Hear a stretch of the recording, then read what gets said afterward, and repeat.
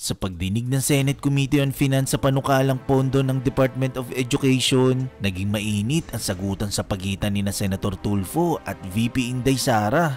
Pinuna kasi ni Senator Raffy Tulfo ang aniyay abuso sa tuwing may nagaganap na PTA meeting o Parents Teacher Association meeting dahil sa mga hinihinging kontribusyon o yung tinatawag na voluntary contribution mula sa mga estudyante o magulang. Ayon kay Senator Tulfo, ang madalas na hinihinging kontribusyon sa estudyante o magulang ay ang chalk at floor wax para sa mga classroom. Bukod doon, taon-taon din daw nakasamang electric fan sa hinihinging kontribusyon at bakit daw estudyante ang nag-shoulder ng electric fan sa mga classrooms. Tapos ang mga nagbibigay ng kontribusyon, sila lang daw ang nabibigyan ng mataas na grado at madalas naging honor student pa.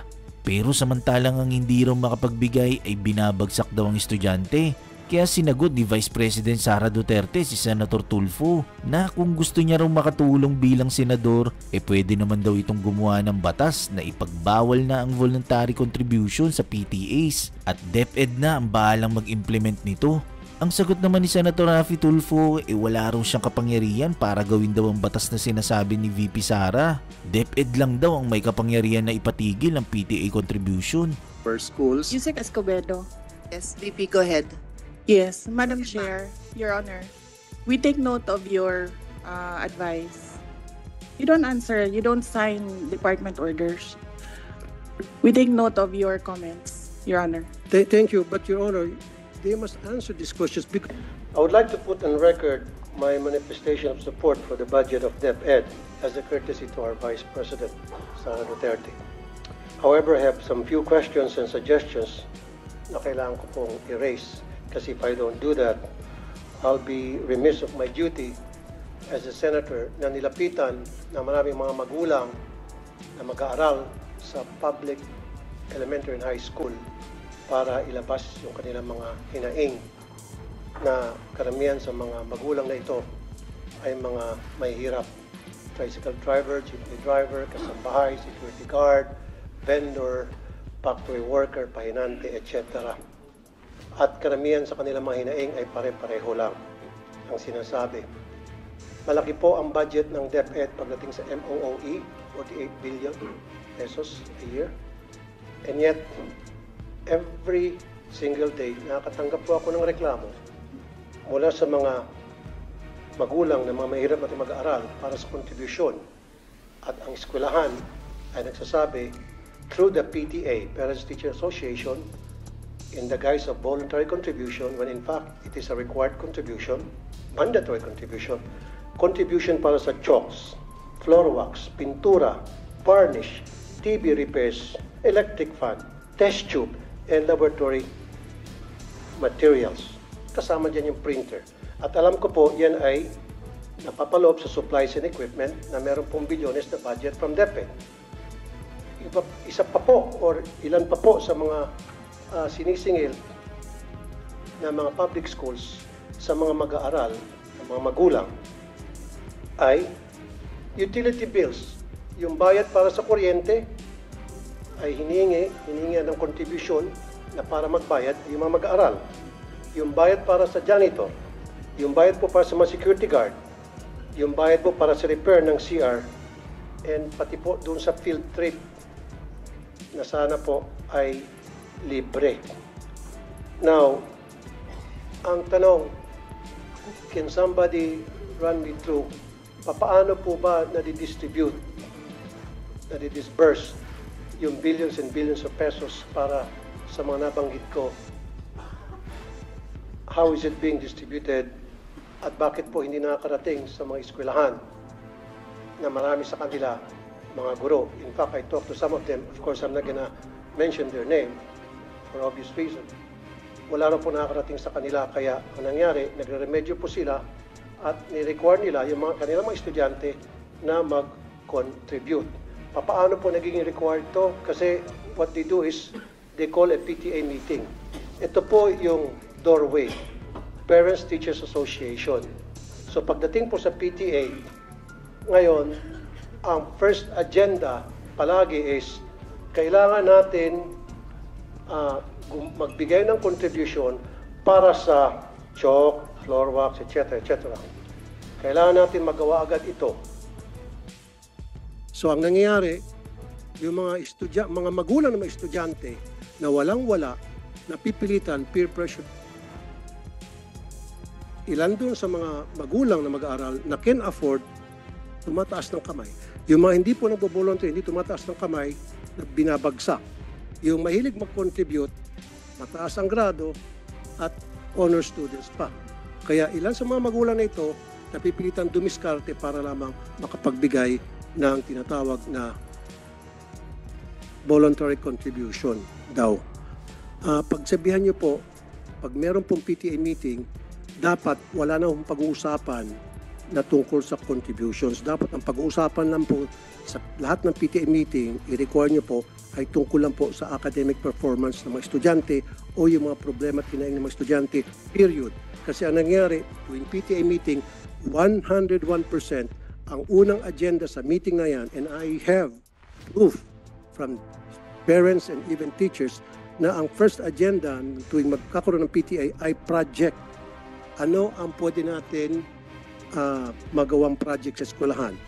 Repair para sa CR, varnish para sa silya na nasisira na, bili tayo ng chalk, bili tayo ng floor wax, bili tayo ng ganito, ganon.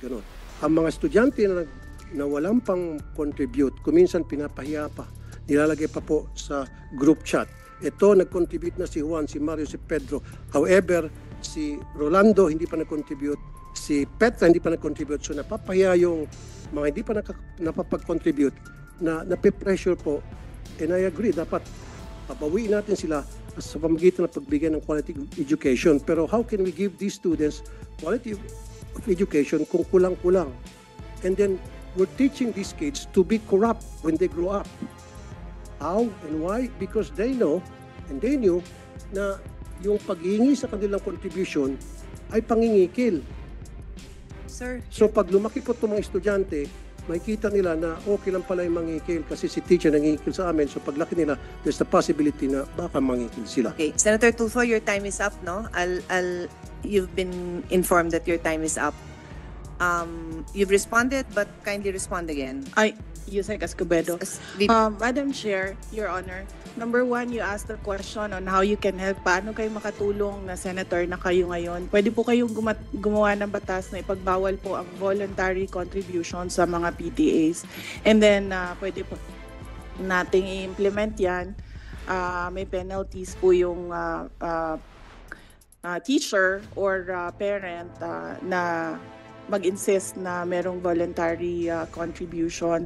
Ang mga PTA po, just like all the other associations, are guided by the majority. Kung ano po yung desisyonan ng majority doon sa kanilang association, yun po yung nasusunod.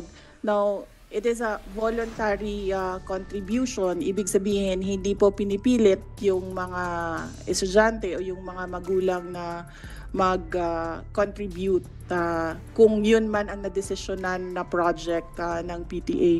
Marami po tayong mga stakeholders na iba-iba po yung projects nila sa ating mga paaralan. Hindi lang po mga PTA, but we have NGOs, we have private sector donors who partner with our public schools sa mga specific na projects nila in certain schools. Ganito po din yung ating mga PTA. Pinag-iisipan po ng teachers and ng parents kung paano sila makatulong doon sa eskwelahan para sa pag-aaral ng mga bata. But then again, as I said, these are voluntary contributions. Pwede po nating ipagbawal, gagawa po tayo ng batas para po merong penalty.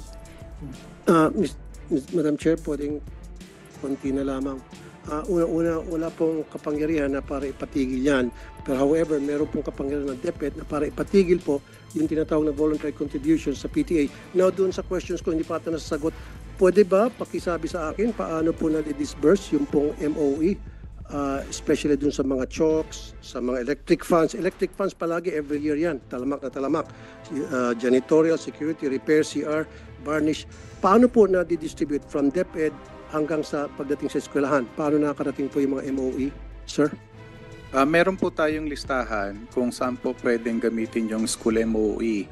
At yung sinasabi niyo pong chalk allowance, meron pong cash allowance ang mga teachers. At ito ay taon-taon na ibinibigay sa mga teachers. Kaya hindi po tama na mag-demand ang PTA na magsosolicit ng contribution from the members of the PTA para mabigyan ng chalk allowance ang mga teachers because meron ngang panukala sa both chambers of Congress na i-increase yung cash allowance to 10,000. Good. Kasi sir, katulad yan, aside from chalk, floor wax, pintura, varnish, alam ko kasi sa LGU, meron po atang allocated na 1% from the real property tax ata. Na SAF po. SAF para sa maintenance ng school. So doon po pwedeng kumuha kayo ng dagdag budget. Wag lang ho sana humingi sa mga estudyante. Kasi nga talaga sir, every single year, palagi pong kasama doon sa paghingi ng contribution ng electric fan. So bakit po kinakailangan ang mga estudyante ang mag-shoulder ng electric fan ng bawat classroom? Sir. Yes, opo sir. Magkakaroon po kami ng, maglalabas kami ng memorandum and directive to all our schools. Yusek Escobedo. Yes, VP, go ahead. Yes, Madam Chair, Your Honor. We take note of your advice. You don't answer, you don't sign department orders.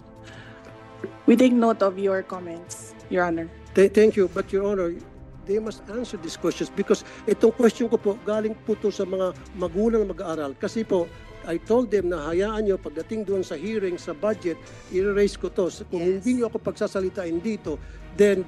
pinagsasalita naman po kayo. Hindi kasi sinasabi, wag daw sagutin. Hindi the VP would like to be the one to answer the Okay, question. thank you. That's my understanding. No, I'm just Thank you, moderating Madam. for everybody. Like I said, The VP wanted to answer instead of her Yusek. like I said, supporter po ako. Hindi ko po questionin yung budget. Ayaw ko pong bawasan. In fact, I'd like to put it on record, kung dadagdagan pa yung budget ng DepEd, I will support. Kaya lang, kailangan ko lang po ng mga kasagutan sa ilang katanungan ng mga magulang na mag-aaral. I don't have anything against. In fact, confidential fund na marami nagka-question, I don't give a heck about that. Walang pakialam dyan. Ang pakialam ko talaga, yung hinain ng mga magulang. Yun lang po talaga. So, paki-answer lang po. Hinihingi din po, kasama rin po yung Pwede question. pong submit natin kasi sir, I've reminded everyone who's Last na beyond naman po, their Madam time. Chair. Last na naman. Sige. Test tube. Alam ko meron natang 500 billion na budget for the test tube. Parang every year, bilyones ang naalat para sa test tube. Kasi marami rin po ako mga magulang nagreklamo, pinapakontribute para sa test tube, laboratory test tube. Bakit po test tubes paulit-ulit po? Every year hinihingan po ng contribution ng estudyante. Pwede ho ba pa-stop na rin natin yun? Yun lang po. So stop na po natin. In short, lahat po ng contribution para sa maintenance ng school, ang pakiusap po ng mga magulang, Rumi, stop na po natin yan. Pag na-stop niyo po yan, I promise you I will support your budget every single year and you will not gonna hear anything from me. That's a commitment. That's a promise. Ito'y alang-alang sa mga magulang na mga lumapit sa akin. Madam Chair, Your Honor, we take note of the advice of the Honorable Senator Raffy Tulfo.